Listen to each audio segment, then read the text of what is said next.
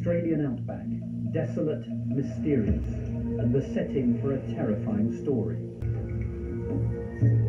A crazed gunman, a baffling and disturbing attack, a miraculous escape, a strange disappearance, and just one witness. Joanne Lees met Peter Falconio 6 years ago at a nightclub in their hometown of Huddersfield. In November 2000, they put their careers on hold and set off on a round-the-world trip. Just over a year ago, they bought a camper van in Sydney and set out on a long journey through the Australian outback. On the 14th of July, Joanne Lees and Peter Falconio packed their camper van here at Alice Springs and prepared for the most arduous leg of their Australian journey. This would be the last major town for over 1,000 miles as they headed north towards Darwin. And they would make this journey in almost total isolation. They had just each other and their trusted camper van.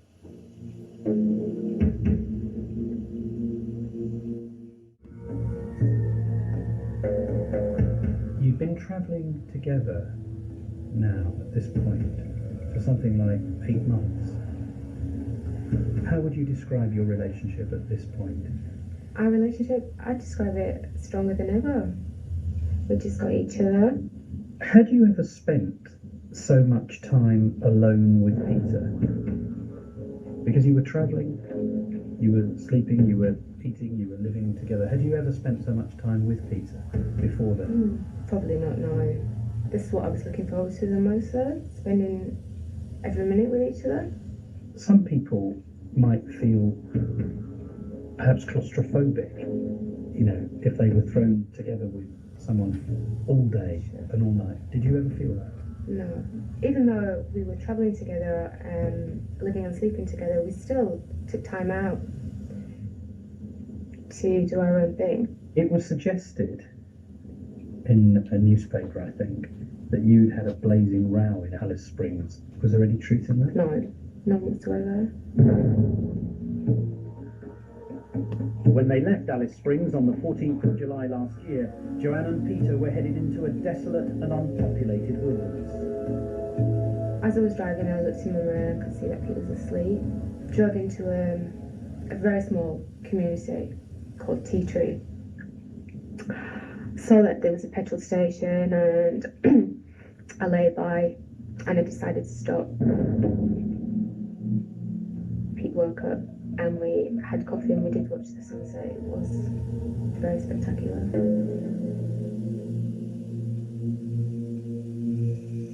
The couple filled up with petrol. Peter took over the driving as they headed north. As you drove along the highway, did you see many vehicles? Hardly any. I remember Pete even commenting that there's not many vehicles passed at all. There was one incident that happened, and it was ever reported, but just as we were leaving Tea Tree, there was a fire that led onto the road. Pete avoided it, swerved to avoid it, and drove past. He stopped 50 metres away and said, "Should we go back and put that fire out? I really think we should." And I just said no. I just got a really strange feeling about that. I just felt, I can't explain it, just had a bad feeling about that. What happens next? I'm not sure exactly of the time, but it was pitch black. There was headlights pointing at the back of our vehicle and motioning us to stop. He met him halfway. The vehicle parked behind our vehicle. Pete went to the back of our vehicle and the mum was there waiting for Pete. Why didn't you get out? Pete told me to wait there. It was cold. I was just in shorts and a t-shirt. Pete took his cigarettes, went, had a chat with the man. He came back, he asked me to rev the engine. Pete saying, "Cheers mate, thanks for stopping." Just seemed all friendly. And While you were sitting in the front and Peter was at the back, were you looking in the rearview mirror to see if you could catch another glimpse of the man? Yeah, I saw him again, very clearly. We made eye contact, he looked at me. I can't explain it. It just made me feel a little uncomfortable. Joanne started to rev the engine. It was the last time she would ever see Peter. He said, put your head down and your hands behind your back. Which at first I didn't do. Then he said again, put your head down and your hands behind your back. And then he put a gun to my head. I was just screaming for Pete. I just thought at any moment Pete's just going to come and save me. So you're shrinking? Yeah. And what is he saying in answer to that? He just pushes me out of the car. Where did he hit you?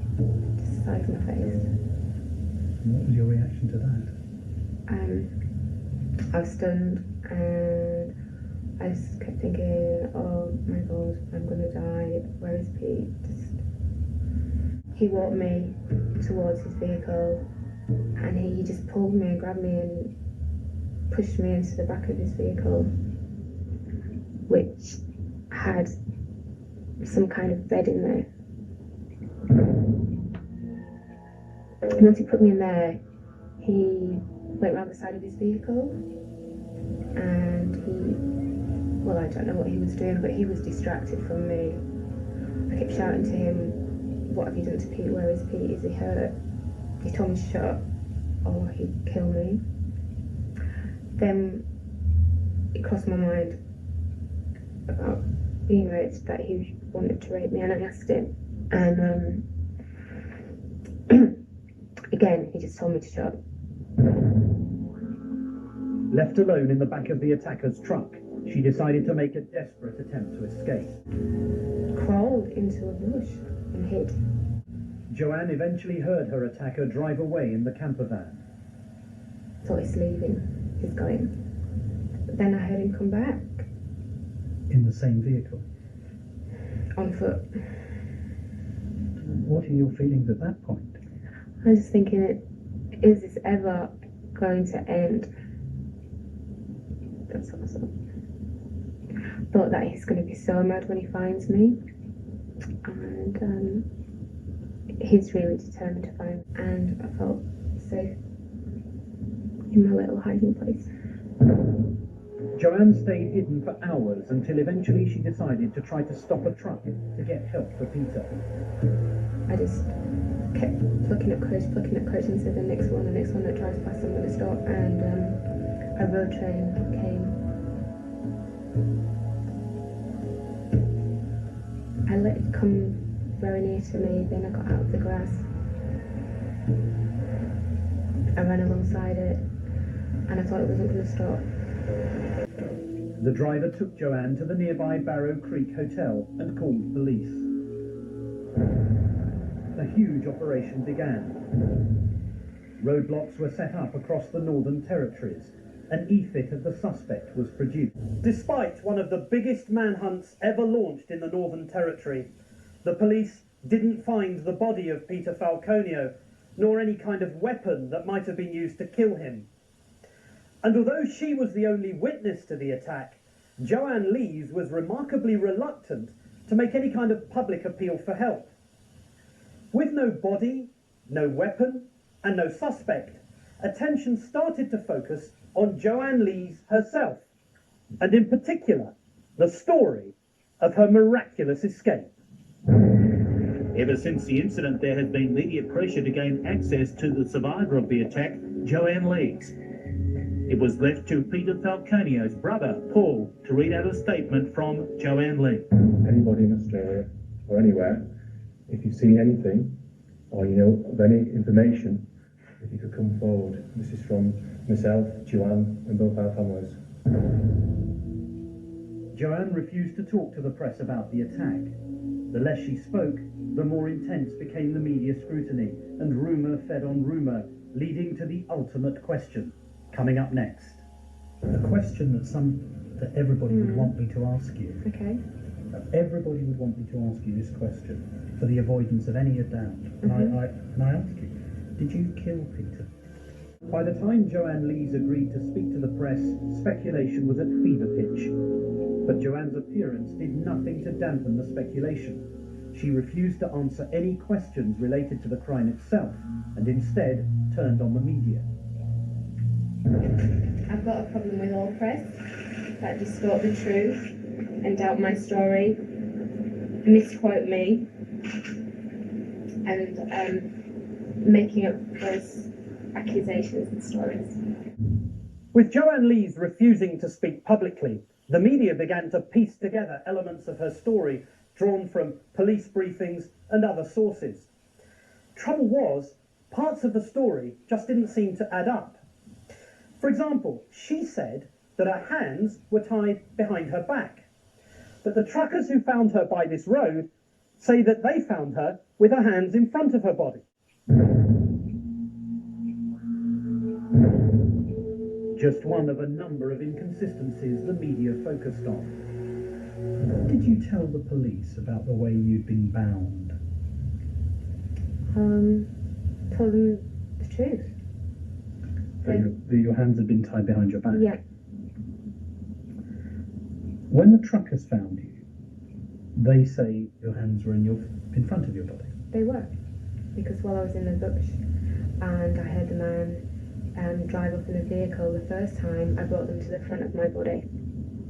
A police source at the time said this would require, and I quote, the flexibility of a contortionist. Yeah. Well, we read that, me and Paul Falconio read that as well. A ballet dancer, a trained ballet dancer of 12 years could not possibly carry out that act. And me and Paul just performed that. We did that. Yeah. There were other inconsistencies. Though there should have been 3 sets of footprints at the scene, no footprints other than Joanne Lees were found. Are you aware that the police say they could only find your footprints? Yeah. As far as I'm aware, they only found 2 of my footprints, and that was in my hiding place. But they did find your footprints, but nobody else's? Yeah. But in the whole crime scene, they only found 2 of my footprints, and they were when I was hidden underneath the bush. The ground wasn't something, it was branches, wasn't hard, solid ground at all. Notwithstanding the terrain and the branches and the grass, and I understand that, how is it possible that the police are able to locate 2 of your footprints, and you're not particularly heavy, and nobody else's? No idea. That wasn't all. Though police found blood on the ground, no blood seems to have been found on the back of the camper van. There was no blood, and there were no particles at the back of the vehicle. Not that I'm aware of. But if he had been shot near the vehicle, and it suggests he was attacked near the vehicle, would it be reasonable to think that there might have been some blood on the back of the van? I guess so, but I'm no expert on bullet wounds and gunshots or anything. I haven't a clue. Crucially, there is one piece of evidence supporting Joanne's account of what happened. Traces of DNA from a third person are on her shirt. There was some DNA on your clothing. Was that blood? Yeah. His blood. How did the attacker's blood come to be on your clothing? I don't know for sure. Could be when I was kicking out at him. Did you see any blood at all on his body? No, most likely. And yet his blood comes to be on your clothing? Yeah. Again, that seems to be a mystery. There is no weapon, there is no gun, there's no body. The attacker's footprints are not found, but yours are. There's Peter's blood on the ground. So some people say the person who murdered Peter was Joanne. What do you say to that? It's totally untrue. A question that everybody would want me to ask you. Okay. Everybody would want me to ask you this question. for the avoidance of any doubt. Mhm. And I ask you, did you kill Peter Falconio? No. Have you any idea who did? No. The police have always said they completely believe Joanne's version of events that fateful night.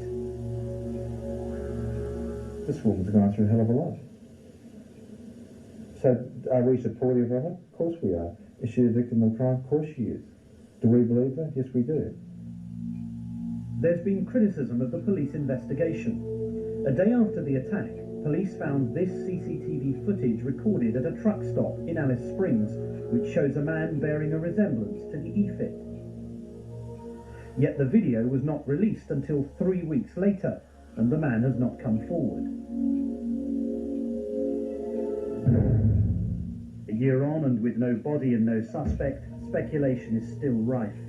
2 weeks ago, police called a press conference to put a stop to recent rumours. No evidence to suggest or indicate an insurance scam. There's certainly allegations of one, but nothing to support an insurance scam. I just keep thinking, if Pete was here, if he was found tomorrow alive, he'd be just so mad at the treatment that I've had. Why would he be so mad? Because he knows the truth and I know the truth, and I guess it's hard for people to believe. But that's how it happened. Can you tell me what Peter was like as a person? It's really difficult to talk about Pete. Before I start crying, he's the nicest person I've ever met. The disappearance and probable death of Peter Falconio remains shrouded in mystery. The police have no significant new leads, and unless there's a major breakthrough, then it seems unlikely that the Australian outback will ever give up the secret of what has become of Peter Falconio.